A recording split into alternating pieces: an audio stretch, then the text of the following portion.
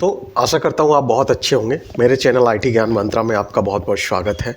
जैसा कि मैं आपके लिए इन्फॉर्मेटिव वीडियो और सिनेरियो जो इंडस्ट्री में क्लाउड से रिलेटेड, नेटवर्किंग से रिलेटेड, आईटी इंडस्ट्री में जो भी सिनेरियो मैंने फेस किए हैं, जो भी एक्सपीरियंस मेरा रहा है, वो आपके साथ शेयर करता रहता हूं। तो आज का जो टॉपिक है बहुत ही इम्पोर्टेंट टॉपिक है और मैं जो आपको चीज़ें बताता हूं वो बहुत ही हाई लेवल की बताता हूं, जिससे कि क्या होगा कि आपको एक ओवरव्यू पता चल जाएगा। क्योंकि देखो, पढ़ने के लिए तो बहुत सारा कंटेंट है यूट्यूब पर, लेकिन हमें कुछ चीज़ें ऐसी होती हैं जो ओवरव्यू जिनका पता नहीं होता, और हम कितना भी डीपली जब पढ़ते रहते हैं लेकिन हमें समझ में नहीं आता है कि ये चीज़ें काम कैसे करती हैं और ये क्लाउड नेटवर्किंग कैसे काम करता है। और हम कई बार पढ़ लेते हैं लेकिन समझ में नहीं आता है। तो ठीक है, हम जो है विदाउट टाइम वेस्ट करते हुए और स्टार्ट करते हैं क्लाउड नेटवर्किंग के बारे में। तो फर्स्ट ऑफ ऑल मैं एक बात कहना चाहूँगा कि जो नेटवर्किंग होता है वो बहुत ही इम्पोर्टेंट कंसेप्ट होता है बेसिकली। क्योंकि नेटवर्किंग बेसिकली जो बच्चे विंडोज़ और विंटेल जॉब से क्लाउड में आते हैं, तो जहाँ पर जैसे वीएम है या कंप्यूटर से रिलेटेड चीज़ें हैं, वो लोग इजीली समझ लेते हैं। लेकिन प्रॉब्लम कहाँ आती है, जब बात आती है नेटवर्किंग की। तो नेटवर्किंग जो है उनको थोड़ा सा पेचीदा लगता है। क्यों लगता है? क्योंकि उनका जो पहले का बैकग्राउंड है वो बेसिकली नेटवर्क से रिलेटेड नहीं रहा है। तो यहाँ पर मैं आपको बेसिक चीज़ें समझाऊंगा कि क्लाउड नेटवर्किंग कैसे काम करता है और कितना इम्पोर्टेंट है। क्योंकि जब आपको एक्सपीरियंस हो जाता है और एज ए आप क्लाउड सॉल्यूशन आर्किटेक्ट भी काम करना चाहते हैं, तो वो आपके लिए कितना महत्वपूर्ण साबित होता है। So let's start about the cloud networking. तो नेटवर्किंग में क्या होता है कि कंपोनेंट्स होते हैं। अजर क्लाउड के कुछ नेटवर्किंग के कंपोनेंट्स होते हैं। तो सबसे पहले मैं बताऊंगा जो मेन कंपोनेंट होता है वो होता है बेसिकली वर्चुअल नेटवर्क और सबनेट। तो वर्चुअल नेटवर्क जैसे क्या होता था कि ऑन प्रेम जब हमारा नेटवर्क होता था तो हम वहाँ पे बोलते थे वीलैन, और वीलैन बेसिकली एक वर्चुअल लैन होता था जिसमें वो डिसाइड करते थे कि इस वाले नेटवर्क सेगमेंट्स के लिए एक डिफरेंट नेटवर्क होगा, डिफरेंट आईपी एड्रेस होगा, और डिफरेंट वीलैन के लिए एक डिफरेंट सेगमेंट नेटवर्क होगा और डिफरेंट आईपी एड्रेस रेंज होगी। तो ऐसे ही कंसेप्ट अजर क्लाउड में आता है वीनेट। वीनेट बेसिकली क्या होता है कि एक लॉजिकल बाउंड्री, समझिएगा कि एक पार्टिकुलर लॉजिकल बाउंड्री आपने बनाई और उसको लॉजिकल बाउंड्री में एक आपने एड्रेस स्पेस दे दिया। और आप जैसा कि अवेयर होंगे, एक CIDR वैल्यू होती है। CIDR वैल्यू जैसे /28 होता है, /20 है, वो बेसिकली जितनी, ये ध्यान रखिएगा कि जितनी हायर वैल्यू होती है, स्लैश जो वैल्यू होती है CIDR की वैल्यू, वो जो है उतना ही आपको आईपी एड्रेस कम मिलते हैं। क्योंकि जब भी आप कोई नेटवर्किंग की नेटवर्क की सबनेटिंग करते हैं तो उसमें आपको CIDR वैल्यू डिसाइड करनी पड़ती है। क्योंकि ज़्यादा से ज़्यादा जो सबसे ज़्यादा आईपी होते थे वो 65,000 के करीब जो हायर सबनेट में होते हैं। तो और आप सबनेटिंग जो कर सकते हो वो 32 तक कर सकते हो। तो 32 जो रेंज होती है /32, /30, /28, जितनी ज़्यादा होगी वैल्यू, उसमें आपको उतने कम आईपी मिलेंगे, और जितनी नीचे आती जाएगी उतने आपको ज़्यादा आईपी मिलते जाएंगे। Higher value lower IP address you can get, और lower value of CIDR higher IP you can get. तो ये कंसेप्ट रहता है।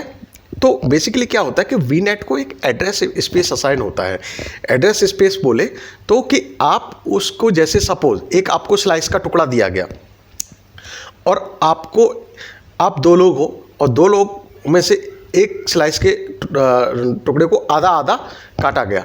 अब जब 2 लोगों में बांटा गया, अब वो 2 लोग आपस में कितने लोगों को ज़्यादा से ज़्यादा डिस्ट्रीब्यूट कर सकते हैं, वो वैसे ही वीनेट के जो आईपी एड्रेस मिलते हैं। और आपको भी पता होगा क्योंकि बिना आईपी एड्रेस के कम्युनिकेशन पॉसिबल नहीं है। तो कोई भी डिवाइस होती है, कोई भी सिस्टम होता है, या कोई भी नेट रिसोर्स होता है, वो आपस में विदाउट आईपी एड्रेस के कम्युनिकेट नहीं कर सकता। और इसमें भी बेसिकली क्या है, इन्होंने रेंज बनाई हुई है, क्लास बनाई हुई है। जैसे A क्लास का है, या B क्लास का है, या C क्लास का है, या D क्लास का रेंज है। तो हम जो यूज़ करते हैं नॉर्मल इंडस्ट्री में वो A, B और C क्लास के ज़्यादातर रेंज यूज़ करते हैं, आईपी एड्रेस यूज़ करते हैं। तो उसमें बेसिकली क्या होता है कि जब आपको बड़ा नेटवर्क डिसाइड करना है कि आपके यहाँ मोर देन 1000 डिवाइसेस हैं, मोर देन 10,000 डिवाइसेस हैं, तो आपको higher IP address, higher range of IP address लेने की आवश्यकता होती है। और आपके पास छोटा एक सेटअप है तो ज़्यादातर, क्योंकि हमारे जो आईपी हैं वो वेस्ट नहीं होने चाहिए, तो ये कंसेप्ट पर हम काम करते हैं। तो ऐसे ही आपके क्लाउड में, जैसे मैं वीनेट की बात कर रहा था, तो वीनेट के अंदर बनता है सबनेट, और जो आपकी वीएम या कोई रिसोर्स उसमें क्रिएट होता है तो उसको जो आईपी एड्रेस असाइन होता है वो सबनेट से असाइन होता है, न कि वीनेट से डायरेक्टली।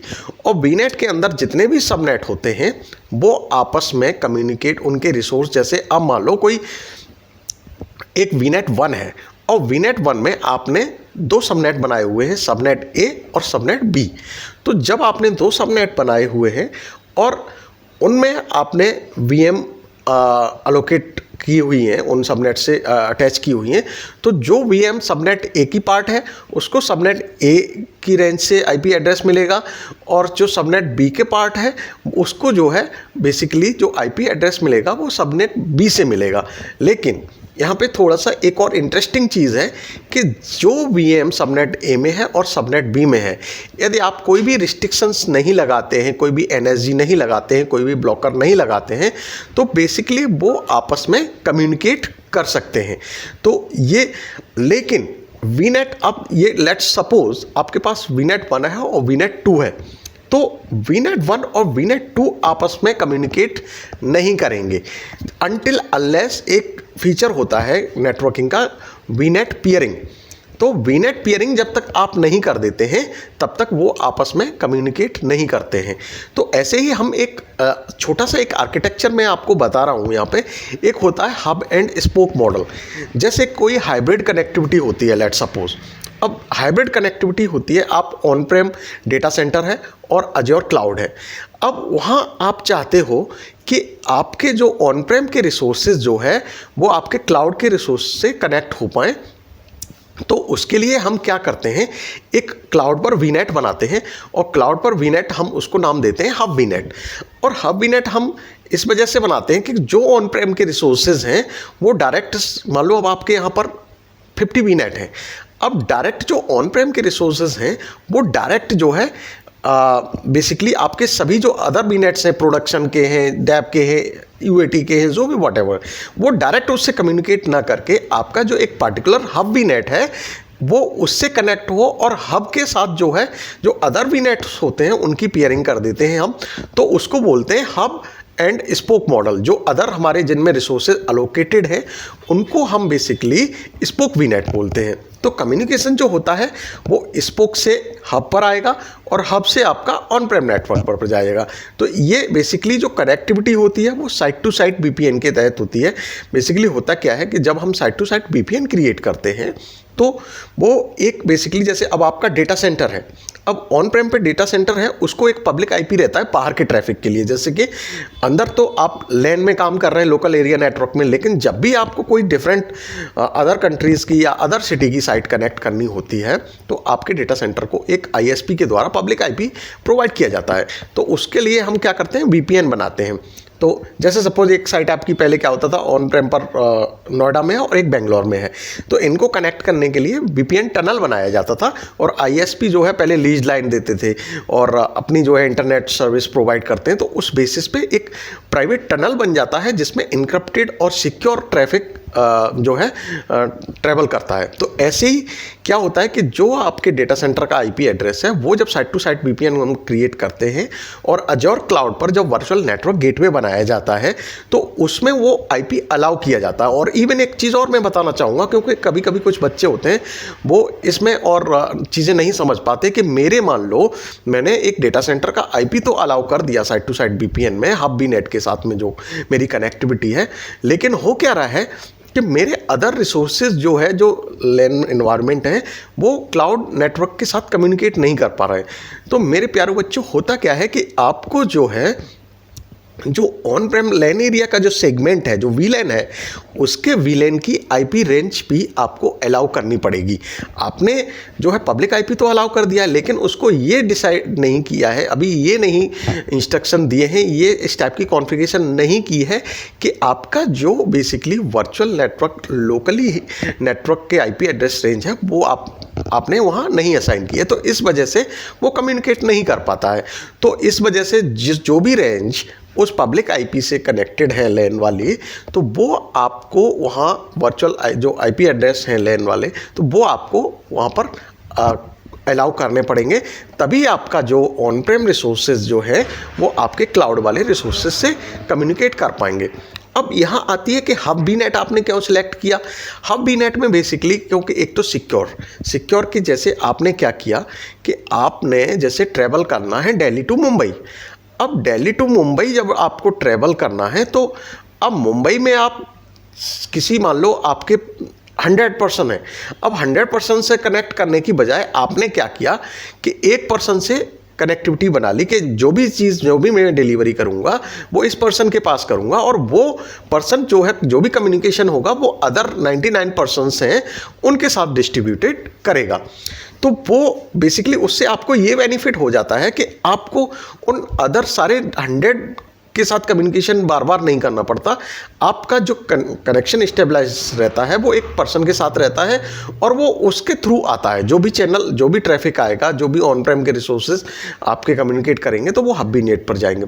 और हब बी नेट में बेसिकली हम ज़्यादातर क्या करते हैं, जो हमारे बेसिकली आपके कनेक्टिविटी से रिलेटेड रिसोर्सेज रहते हैं, जो बेसिकली मैं बात करूं, आपका फायरवॉल हो गया, फायरवॉल हम प्लेस करते हैं, तो फायरवॉल आपकी जो है हब वी नेट में रहती है।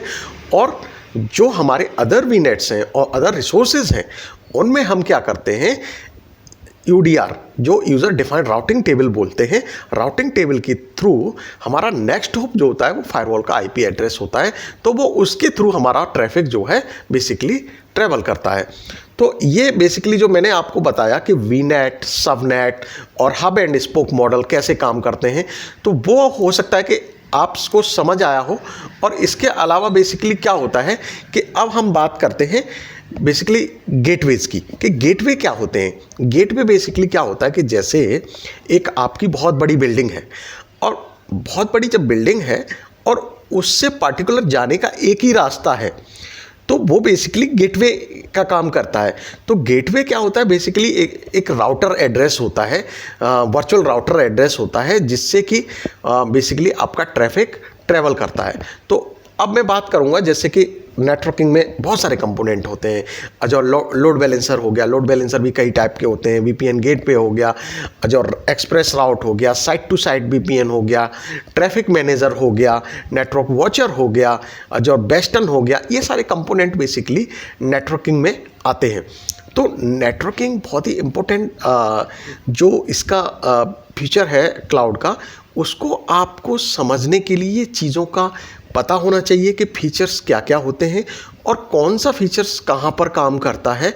तो उससे आपको एक बेसिक ओवरव्यू जब मिल जाता है, तो कल को कभी भी कनेक्टिविटी की बात आती है तो वो आप इजीली समझ सकते हैं फ्लो क्या है, basically hub and spoke model आप क्यों यूज़ करना चाह रहे हैं और आपने उसको यूज़ करने के बेनिफिट क्या है, जो आपका ट्रैफिक आप कंट्रोल करना चाह रहे हैं। नेटवर्क सिक्योरिटी ग्रुप से आप निक लेवल पर कैसे कंट्रोल करते हैं, सबनेट लेवल पे आपको एक तरह से कह सकते हो कि एक वर्चुअल फायरवॉल जो होता है वो नेटवर्क सिक्योरिटी ग्रुप के रूप में काम करता है। तो जब डबल सिक्योरिटी हमें यूज़ करनी होती है तो हम ट्रैफिक क्या करते हैं कि हम जो है सबनेट लेवल पे सारा डिनाई कर देते हैं एनएसजी से, और डिनाई करने के बाद ओनली पार्टिकुलर पोर्ट्स अलाउ करते हैं, जिससे कि आप जो पोर्ट्स कम्युनिकेशन जैसे आप चाहते हो डेटाबेस लेवल पे कम्युनिकेशन चाहते हो या आरडीपी एक्सेस चाहते हो, तो वो ports specific port of particular IP के लिए आप अलाउ करते हो। और सेम चीज़ आपको ये फायरवॉल पर भी करना पड़ता है कि फायरवॉल पे से आप जो पार्टिकुलर सोर्स और डेस्टिनेशन एंड पोर्ट जो अलाउ करेंगे वही ट्रैफिक आपका अलाउ होगा। तो यहाँ से आपको जैसे पता चला नेटवर्किंग के बारे में कि क्लाउड पर जाने के लिए, कनेक्टिविटी के लिए क्या क्या कंपोनेंट मैंडेटरी होते हैं।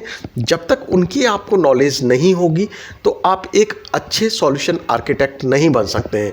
तो मैं आपसे यही कहूँगा कि नेटवर्किंग का जो भी कंसेप्ट है उसको समझें और उसके बारे में पढ़ें। मैं मानता हूँ कि कुछ चीज़ें ऐसी होती हैं कि जो हमें इतनी जल्दी समझ नहीं आती, लेकिन धीरे धीरे जब आप प्रयास करते हो, धीरे धीरे प्रयास करते रहते हो, तो आपको वो अवश्य समझ में आएंगी। तो आशा करता हूँ मेरी वीडियो अच्छी लगी होगी और आगे भी आपके लिए मैं वीडियो बनाता रहूँगा। Thank you so much for watching.